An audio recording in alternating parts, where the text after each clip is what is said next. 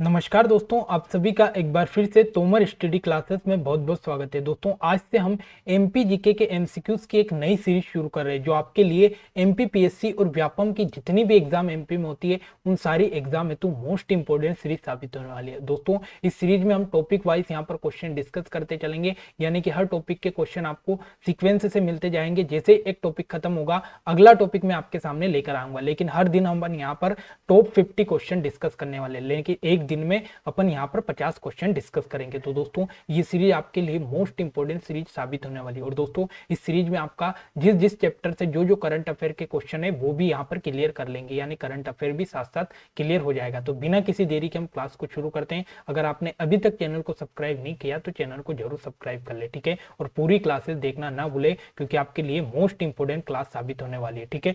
तो सबसे पहला क्वेश्चन आपके सामने यहाँ पर निकल कर आता है कि मध्य प्रदेश की आकृति है। मोस्ट इंपोर्टेंट क्वेश्चन है कि जो मध्य प्रदेश है आपका, इसकी आकृति किस प्रकार की आपको बताना है। तो मोस्ट इंपोर्टेंट क्वेश्चन है, तो याद रखना दोस्तों, मध्य प्रदेश की जो आकृति है ये आपकी आयताकार, ऑप्शन नंबर बी आयताकार, यहाँ पर आपकी मध्य प्रदेश की आकृति आपको देखने को मिलेगी। अगर आपने मध्य प्रदेश का मैप देखा होगा तो वहां पर जो मैप की जो आप आकृति देखोगे तो वो कैसी है, तो आयताकार आपको मध्य प्रदेश की आकृति देखने को मिलेगी। तो ऑप्शन नंबर बी इसका यहाँ पर राइट आंसर है। अगला क्वेश्चन आता है आपका कि मध्य प्रदेश का ढाल कैसा है। मोस्ट इंपोर्टेंट है कि जो मध्य प्रदेश का जो ढाल आप देखने को मिलता है वो किस ओर आपका दिखाई देता है। तो याद रखना इस क्वेश्चन का right answer option number A. याद रखना जो मध्य प्रदेश का ढाल है ये किस ओर है, तो याद रखना उत्तरमुखी, यानी मध्य प्रदेश का जो ढाल है ये उत्तर की ओर आपको यहाँ पर दिखाई देगा, ठीक है। तो याद रखना मध्य प्रदेश का ढाल आपका उत्तर की ओर दिखाई देगा, ठीक है। अगला क्वेश्चन आपके सामने आता है कि 2011 की जनगणना के अनुसार मध्य प्रदेश का जनसंख्या की दृष्टि से भारत में कौन सा स्थान था। मोस्ट इंपोर्टेंट क्वेश्चन यहाँ पर पूछा है कि जब 2011 की यहाँ पर जनगणना हुई थी उसके अनुसार मध्य प्रदेश का जनसंख्या की दृष्टि से भारत में कौन सा स्थान था। तो याद रखना मोस्ट इंपोर्टेंट है, उस समय यहाँ पर 6वां स्थान था। Most important question. अब यहाँ पर आपको कंफ्यूज नहीं होना है क्योंकि 2011 की जनगणना के अनुसार पूछा है, तो 2011 की जनगणना के अनुसार 6वां स्थान था, लेकिन वर्तमान में आपका 5वां स्थान है, ठीक है। तो वर्तमान में 5वां है, लेकिन 2011 की जनगणना के अनुसार 6वां स्थान था, ये आपको याद रखना है, ठीक है। अगला क्वेश्चन आपके सामने कि मध्य प्रदेश के राज्य की चिन्ह में किस वृक्ष का उल्लेख है। मोस्ट इंपोर्टेंट क्वेश्चन है दोस्तों। हमारे चैनल पर आपको यहाँ पर एमपी जीके के जो आपका एमपी जीके की एक और सीरीज चल रही है उस क्लास को लेना ना भूले, क्योंकि वहां पर हम पूरा एमपी जीके पढ़ रहे हैं डिटेल के साथ, ताकि आपको यहाँ पर सारे क्वेश्चन बन जाए, ठीक है। तो आपका यहाँ पर इस क्वेश्चन का जो राइट आंसर देखें तो याद रखना मध्य प्रदेश के राज्य के चिन्ह में किस वृक्ष का उल्लेख है, तो याद रखना बरगद के पेड़ का यहाँ पर उल्लेख देखने को मिलता है। याद रखना मध्य प्रदेश के राज्य के चिन्ह को अगर आप देखोगे तो उसमें बिल्कुल बीच में आपको एक पेड़ दिखाई देगा, वो पेड़ है आपका बरगद का पेड़, ठीक है। अगला क्वेश्चन आपके सामने आता है कि मध्य प्रदेश के राज्य के चिन्ह में किन फसलों की बालियां दर्शाई गई। मोस्ट इंपोर्टेंट क्वेश्चन है कि मध्य प्रदेश का जो राज्य के चिन्ह में है उसमें कौन सी फसलों की बालियां दर्शाई गई। तो याद रखना इसमें आपका यहाँ पर गेहूं और धान दोनों की बालियों को दर्शाया गया, ठीक है। तो याद रखना ऑप्शन नंबर डी इसका राइट आंसर है, क्योंकि मध्य प्रदेश के राज्य के चिन्ह में गेहूं और धान दोनों की बालियों को यहाँ पर प्रदर्शित किया गया। तो ऑप्शन नंबर डी आ और बा दोनों इसका राइट आंसर है, ठीक है। अगला क्वेश्चन आपके सामने कि मध्य प्रदेश के राज्य की गान मेरा मध्य प्रदेश के लेखक कौन है। मोस्ट इंपोर्टेंट क्वेश्चन है कि जो मध्य प्रदेश का राज्य की गान मेरा मध्य प्रदेश है इसके लेखक कौन है। मोस्ट इंपोर्टेंट है, तो याद रखना ये जो आपके लेखक है ये महेश श्रीवास्तव जी है। याद रखना मध्य प्रदेश का जो राज्य की गान आपने सुना होगा, सुक्का दाते सबका साथी, सुक्का ये संदेश है, माँ की गोद पिता का आशय, मेरा मध्य प्रदेश है, ये जो आपका मध्य प्रदेश का राज्य की गान है ये किसके द्वारा लिखा गया, तो महेश श्रीवास्तव के द्वारा ये लिखा गया। तो महेश श्रीवास्तव जी इसके यहाँ पर right answer option number B, ठीक है। अगला क्वेश्चन आता है आपके सामने कि मध्य प्रदेश के राज्य की पक्षी का नाम क्या है। मोस्ट इंपोर्टेंट है कि जो मध्य प्रदेश का राज्य की पक्षी है इसका नाम क्या है। तो याद रखना दूधराज, शाह बुलबुल, पैराडाइज फ्लाईकैचर। याद रखना ये जो तीनों नाम है ये तीनों नाम इसके आपके राज्य की पक्षी के नाम है, तो तीनों नाम आपको याद रखना है। तो इसलिए इस क्वेश्चन का जो राइट आंसर बनता है वो बनता है आपका ऑप्शन नंबर डी, ठीक है। तो याद रखना राज्य की पक्षी आपका कौन सा है, दूधराज, और दूधराज को शाह बुलबुल भी बोला जाता है, पैराडाइज फ्लाईकैचर भी बोला जाता है, ठीक है।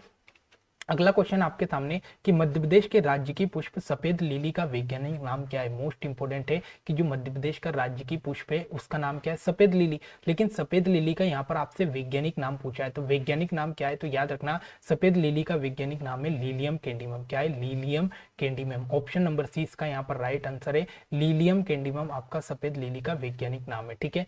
अगला क्वेश्चन आता है आपके सामने कि मध्य प्रदेश की राज्य की मछली माँ शीर मुख्यतः कौन सी नदी में पाई जाती है। मोस्ट इंपोर्टेंट इंपॉर्टेंट क्वेश्चन है कि मध्य प्रदेश की जो राज्य की मछली है वो कौन सी है, वो तो है आपकी महाशीर। लेकिन आपसे क्वेश्चन पूछा है कि जो महाशीर है वो कौन सी नदी में, सॉरी कौन सी नदी में पाई जाती है, तो वो पाई जाती है आपकी नर्मदा नदी में। याद रखना ऑप्शन नंबर डी नर्मदा नदी इसका यहाँ पर राइट आंसर है। ठीक है, अगला क्वेश्चन आपके सामने आता है कि मध्य प्रदेश का राज्य की नृत्य क्या है। मोस्ट इंपोर्टेंट क्वेश्चन है कि मध्य प्रदेश का जो राज्य की नृत्य है वो कौन सा है, तो याद रखना वो है आपका राई। ऑप्शन नंबर बी राई इसका राइट आंसर है। लेकिन आपसे क्वेश्चन पूछेगा कि जो राई डांस है ये कहाँ पर होता है, तो याद रखना ये होता है आपका बुंदेलखंड वाले क्षेत्र में। कहाँ पर होता है, तो बुंदेलखंड वाला जो क्षेत्र है यहाँ पर आपका राई डांस प्रसिद्ध है। ठीक है, तो याद रखना ऑप्शन नंबर बी राई डांस मध्य प्रदेश का राज्य की नृत्य है।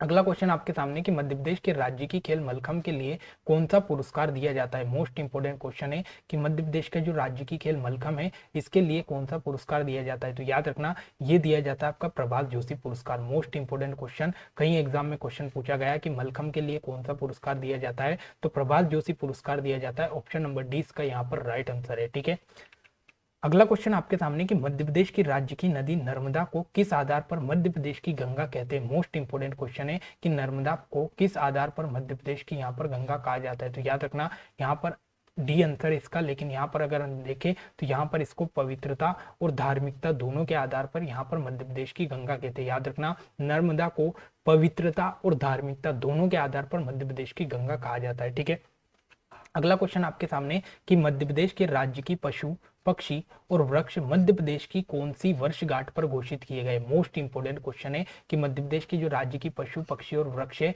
इनको मध्य प्रदेश की कौन सी वर्षगांठ पर घोषित किए गए, तो इसका अगर आंसर देखें तो इसका आंसर तो होता है ऑप्शन नंबर ए 25वीं वर्षगांठ। अब ये कहानी क्या है, तो आप सभी जानते हो कि आपका 1 नवंबर 1956 को आपका मध्य प्रदेश का गठन हुआ।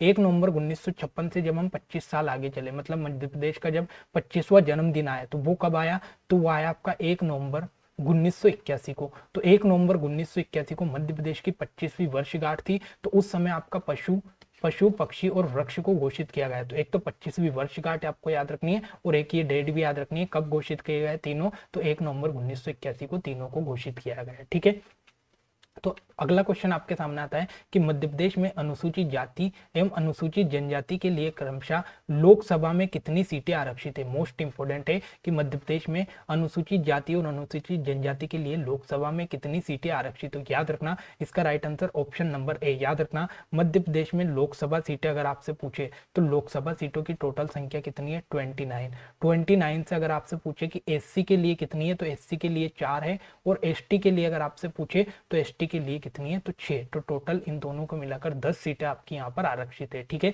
तो ये आपको याद रखना है। अगला क्वेश्चन आपके सामने आता है कि किस तिथि को मध्य प्रदेश का राज्य की खेल मलखम्ब घोषित किया गया। मोस्ट इंपोर्टेंट क्वेश्चन है कि जो मध्य प्रदेश का राज्य की खेल मलखम्ब है इस मलखम्ब को कब घोषित किया गया, तो याद रखना इसे अप्रैल 2013 में यहाँ पर मध्य प्रदेश का राज्य की खेल बनाया गया। ठीक है, तो मलखम्ब को अप्रैल 2013 में मध्य प्रदेश का राज्य की खेल बनाया गया था। ठीक है, अगला क्वेश्चन आपके सामने कि मध्य प्रदेश में विकास खंडों की संख्या कितनी है। मोस्ट इंपोर्टेंट क्वेश्चन है कि मध्य प्रदेश में जो विकास खंड है इनकी संख्या कितनी है, तो याद रखना मध्य प्रदेश में विकास खंड की संख्या 313 है। ऑप्शन नंबर ए इसका यहाँ पर राइट आंसर है, 313 मध्य प्रदेश में टोटल विकास खंड है। ठीक है, अगला क्वेश्चन आपके सामने कि मध्य प्रदेश में आदिवासी विकास खंड की संख्या कितनी है। मोस्ट इंपोर्टेंट क्वेश्चन है कि जो विकास खंड है, जो आदिवासी विकास खंड है, इनकी संख्या कितनी है, तो याद रखना इनकी संख्या 89 यानी 89 आदिवासी विकास खंड यहाँ पर मध्य प्रदेश में है, तो 89 इसका राइट आंसर बनता है। ठीक है, अगला क्वेश्चन आपके सामने कि मध्य प्रदेश उच्च न्यायालय की तीसरी खंडपीठ किस क्षेत्र में है। मोस्ट इंपोर्टेंट क्वेश्चन है, अगर आपसे पूछे कि मध्य प्रदेश का जो हाई कोर्ट है ये कहाँ पर है, तो ये आपका जबलपुर में। ठीक है, अब इस हाई कोर्ट की 2 और ब्रांच है, एक तो आपकी इंदौर में है और एक कहाँ पर है, तो एक आपकी ग्वालियर में है। लेकिन एक और तीसरी खंडपीठ यानी तीसरी ब्रांच भी इसकी प्रस्तावित है। तो याद रखना वो जो तीसरी ब्रांच प्रस्तावित है वो कहाँ पे है, तो भोपाल में आपकी प्रस्तावित चल रही है। ठीक है, तो याद रखना तीसरी जो ब्रांच है वो भोपाल में प्रस्तावित है, तो ऑप्शन नंबर ए इसका यहाँ पर राइट आंसर भोपाल बन जाता है। ठीक है, तो ये आपको याद रखना है। ठीक है, अगला क्वेश्चन आपके सामने कि वर्ष 2019 में नियुक्त मध्य प्रदेश के गवर्नर लालजी टंडन किस नंबर के राज्यपाल थे। मोस्ट इंपोर्टेंट क्वेश्चन है, 2019 में आपके जो नए मध्य प्रदेश के राज्यपाल बने थे जो थे आपके लालजी टंडन, लेकिन लालजी टंडन का निधन हो गया था। उनके बाद में फिर यहाँ पर कार्यवाहक के रूप में आनंदीबेन पटेल ने यहाँ पर कार्यभार संभाला था। लेकिन जो आपसे पूछा है कि 2019 में लालजी टंडन किस नंबर के गवर्नर बने थे, तो याद रखना ये बने थे आपके 28वें नंबर के। कौन से 28वें नंबर के राज्यपाल बनाए गए थे, तो ऑप्शन नंबर बी इसका यहाँ पर राइट आंसर बनता है। ठीक है, अगला क्वेश्चन आपके सामने कि मध्य प्रदेश के प्रथम मुख्य न्यायाधीश कौन थे। मोस्ट इंपोर्टेंट क्वेश्चन कि मध्य प्रदेश के जो पहले आपके गवर्नर बने थे, मुख्य न्यायाधीश, सॉरी मध्य प्रदेश के पहले जो आपके यहाँ पर जज बने थे या मुख्य न्यायाधीश बने थे वो कौन थे, तो वो थे आपके Mohammad Hidayatullah. Option number D Mohammad Hidayatullah Madhya Pradesh के पहले मुख्य न्यायाधीश बनाए गए थे। ऑप्शन नंबर डी इसका यहाँ पर राइट आंसर है। अगला क्वेश्चन आपके सामने कि मध्य प्रदेश के किस विधानसभा अध्यक्ष का कार्यकाल सर्वाधिक लंबा है। मोस्ट इंपोर्टेंट क्वेश्चन है कि मध्य प्रदेश के वो कौन से अध्यक्ष थे या विधानसभा अध्यक्ष थे जिनका कार्यकाल सबसे लंबा रहा, तो याद रखना वो थे आपके कुंजीलाल दुबे। याद रखना कुंजीलाल दुबे का कार्यकाल मध्य प्रदेश में सबसे लंबा विधानसभा अध्यक्ष के रूप में रहा। तो मोस्ट इंपोर्टेंट क्वेश्चन है, सबसे लंबा विधानसभा अध्यक्ष का कार्यकाल कुंजीलाल दुबे का रहा। ठीक है, अगला क्वेश्चन आपके सामने कि मध्य प्रदेश विधानसभा के प्रथम प्रोटेम स्पीकर कौन बनाए गए थे। मोस्ट इंपोर्टेंट क्वेश्चन है कि मध्य प्रदेश के प्रथम प्रोटेम स्पीकर निम्नलिखित में से कौन बने थे, तो याद रखना वो बने थे आपके Kashi Prasad Pandey. Most important question है, तो याद रखना ऑप्शन नंबर 20 का यहाँ पर राइट आंसर है। अगला क्वेश्चन आपके सामने कि मध्य प्रदेश के प्रथम मुख्य सचिव कौन थे। मोस्ट इंपोर्टेंट क्वेश्चन है कि मध्य प्रदेश में प्रथम मुख्य सचिव कौन बनाए गए थे, तो याद रखना वो बनाए गए थे आपके यहाँ पर एच.एस. कामत। कौन बनाए गए थे, एच.एस. कामत जी को यहाँ पर मध्य प्रदेश के पहले मुख्य सचिव बनाए गए थे। ऑप्शन नंबर डी इसका यहाँ पर राइट आंसर बनता है। अगला क्वेश्चन आपके सामने कि मध्य प्रदेश विधानसभा के प्रथम नेता प्रतिपक्ष कौन थे। मोस्ट इंपोर्टेंट क्वेश्चन है कि मध्य प्रदेश की विधानसभा में प्रथम नेता प्रतिपक्ष कौन बने थे, तो वो बने थे आपके विश्वनाथ तामस्कर। कौन बने थे, विश्वनाथ तामस्कर आपके मध्य प्रदेश विधानसभा में पहले नेता प्रतिपक्ष बने थे। ऑप्शन नंबर 20 का यहाँ पर राइट आंसर है। अगला क्वेश्चन आपके सामने कि मध्य प्रदेश में प्रथम महाधिवक्ता निम्नलिखित में से कौन है। मोस्ट इंपोर्टेंट कि मध्य प्रदेश के प्रथम महाधिवक्ता किसे बनाया गया था, तो याद रखना ये बनाया गया था श्री एम अधिकारी जी को। किसको, एम अधिकारी जी यहाँ पर मध्य प्रदेश के पहले महाधिवक्ता बनाए गए थे। ऑप्शन नंबर बी एम अधिकारी इसका राइट आंसर है। अगला क्वेश्चन आपके सामने कि मध्य प्रदेश राज्य योजना मंडल के प्रथम अध्यक्ष निम्नलिखित में से कौन थे। मोस्ट इंपोर्टेंट क्वेश्चन है कि राज्य योजना मंडल के पहले अध्यक्ष किसे बनाया गया था, तो याद रखना ये बनाया गया था आपके प्रकाश चंद सेठी। मोस्ट इंपोर्टेंट क्वेश्चन है, option number C Prakash Chand सेठी इसके यहाँ पर राइट आंसर है। ठीक है, अगला क्वेश्चन आपके सामने कि मध्य प्रदेश के प्रथम लोक सेवा आयोग के अध्यक्ष निम्नलिखित में से कौन थे। मोस्ट इंपोर्टेंट क्वेश्चन है कि लोक सेवा आयोग के पहले यानी एमपीपीएससी के पहले अध्यक्ष कौन बने थे, तो याद रखना ये बने थे आपके यहाँ पर डीबी रेड्डी। कौन, डीबी रेड्डी यहाँ पर ऑप्शन नंबर बी इसका यहाँ पर राइट आंसर है। मोस्ट इंपोर्टेंट याद रखना डीबी रेड्डी एमपीपीएससी के पहले अध्यक्ष बनाए गए थे। ठीक है, अगला क्वेश्चन आपके सामने कि विधानसभा में विपक्ष की प्रथम महिला नेता कौन थी। मोस्ट इंपोर्टेंट है कि जो मध्य प्रदेश में विधानसभा में प्रथम महिला विपक्ष नेता कौन बनी थी, तो याद रखना ये बनी थी आपकी जमुना देवी। कौन बनी थी, जमुना देवी। ऑप्शन नंबर डी इसका यहाँ पर राइट आंसर बनता है। ठीक है दोस्तों, सारे क्वेश्चन आपके लिए मोस्ट इंपोर्टेंट क्वेश्चन है, आप सबको पूरे क्वेश्चन याद रखना है।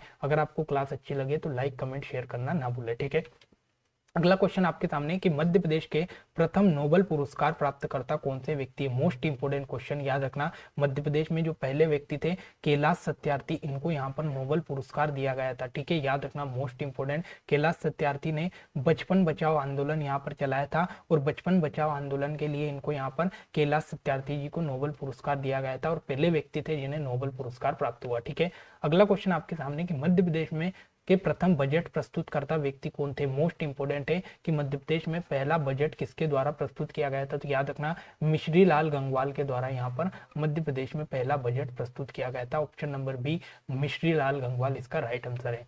अगला क्वेश्चन आपके सामने कि प्रदेश की पहली अंडा आकार जेल कहां पर स्थित है। मोस्ट इंपोर्टेंट क्वेश्चन कि प्रदेश की पहली अंडा आकार जेल कहां पर स्थित है, तो याद रखना ये आपकी भोपाल में। ठीक है, तो अंडा आकार की जेल भोपाल में आपकी स्थित है। ऑप्शन नंबर ए इसका राइट आंसर है। अगला क्वेश्चन प्रदेश का पहला सेक्स वर्कर पुनर्वास केंद्र कहां खोला गया। मोस्ट इंपोर्टेंट क्वेश्चन है कि मध्य प्रदेश में पहला सेक्स वर्कर पुनर्वास केंद्र कहां खोला गया है, तो याद रखना ये खोला गया आपका गुना में। ऑप्शन नंबर ए गुना इसका यहाँ पर राइट आंसर है। अगला क्वेश्चन आपके सामने कि प्रदेश का प्रथम पेपरलेस कार्यालय कहाँ है। मोस्ट इंपोर्टेंट क्वेश्चन है कि जो प्रदेश का पहला पेपरलेस कार्यालय ये बालाघाट में। ऑप्शन नंबर सी बालाघाट इसका यहाँ पर राइट आंसर बनता है। ठीक है, अगला क्वेश्चन आपके सामने कि प्रदेश का प्रथम विश्वविद्यालय डॉक्टर हरि सिंह गौड़ विश्वविद्यालय कहां पर है। मोस्ट इंपोर्टेंट क्वेश्चन है, याद रखना प्रदेश का जो पहला विश्वविद्यालय डॉक्टर हरि सिंह गौड़ विश्वविद्यालय ये सागर में स्थित है। ऑप्शन नंबर ए सागर इसका राइट आंसर है।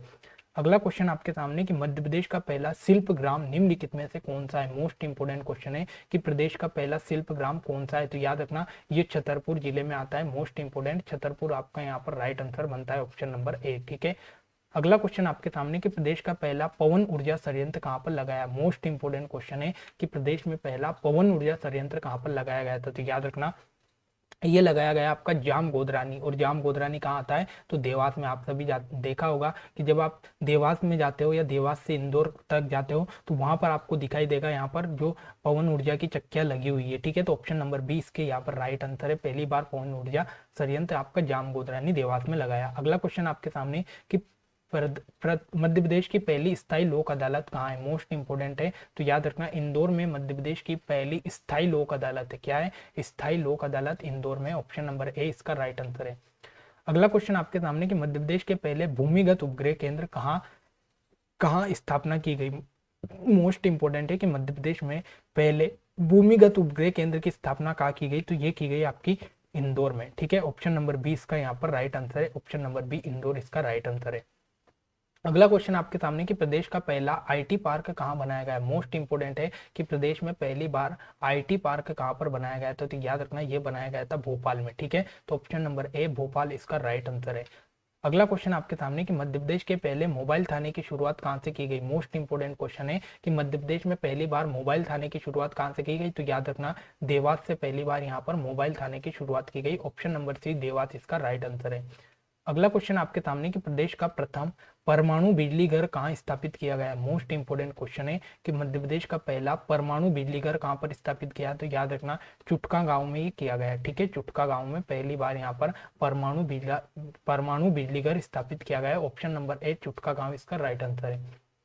अगला क्वेश्चन आपके सामने कि मध्य प्रदेश की पहली चलित आंगनबाड़ी जुगनू की शुरुआत कहाँ से की गई। मोस्ट इंपोर्टेंट क्वेश्चन है कि मध्य प्रदेश की पहली चलित आंगनवाड़ी जुगनू की शुरुआत कहाँ से की गई। तो याद रखना ये की गई आपकी इंदौर से। ठीक है, तो याद रखना जुगनू जो आंगनवाड़ी है इसकी शुरुआत कहाँ से की गई, तो इंदौर से की गई। ऑप्शन नंबर ए इसका यहाँ पर राइट आंसर है। और चलित आंगनवाड़ी है जुगनू। ठीक है, अगला क्वेश्चन आपके सामने कि प्रदेश के पहले मदर मिल्क की स्थापना किस जिले के अस्पताल में की गई। मोस्ट इंपोर्टेंट है कि प्रदेश के पहले मदर मिल्क की स्थापना किस जिले के अस्पताल में की गई। तो याद रखना होशंगाबाद जिले के अस्पताल में यहाँ पर पहली बार मदर मिल्क की स्थापना की गई। Most important option number A इसका राइट आंसर है।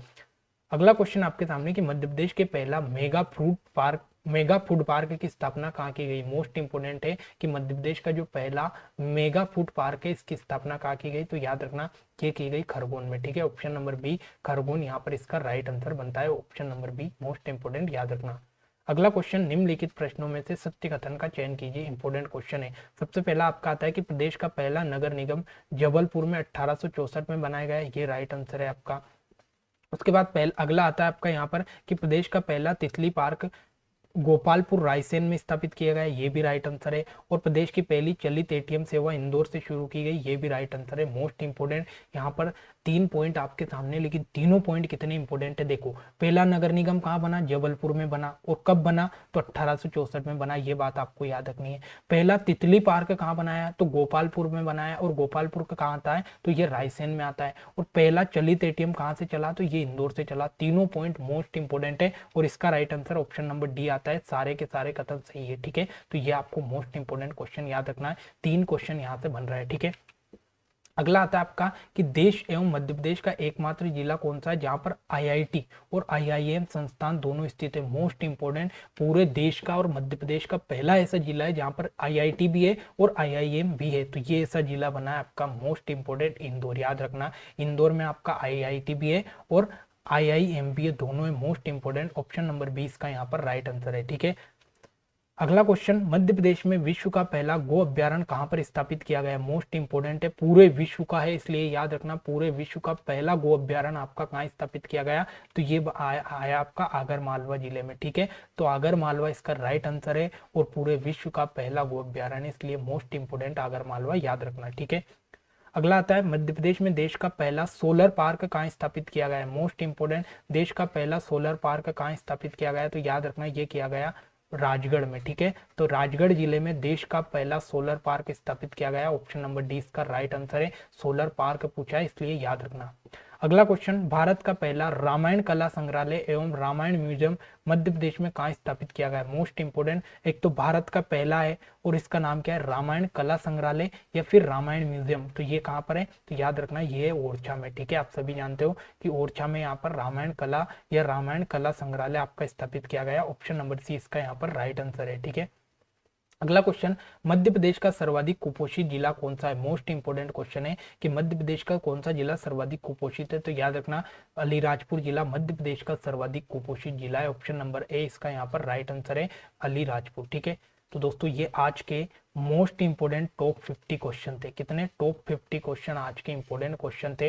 ये सारे क्वेश्चन आपको याद रखना है क्योंकि सारे क्वेश्चन आपके एग्जाम की दृष्टि से मोस्ट इंपोर्टेंट क्वेश्चन है और लगातार रिपीट होने वाले क्वेश्चन है। दोस्तों ये सीरीज आपको कैसी लगी हमें कमेंट सेक्शन में जरूर बताना। अगर आपको अच्छा लगे तो लाइक कमेंट शेयर करना ना भूले और चैनल को जरूर सब्सक्राइब कर ले। तो मिलते हैं अगली क्लास में। जय हिंद, जय भारत।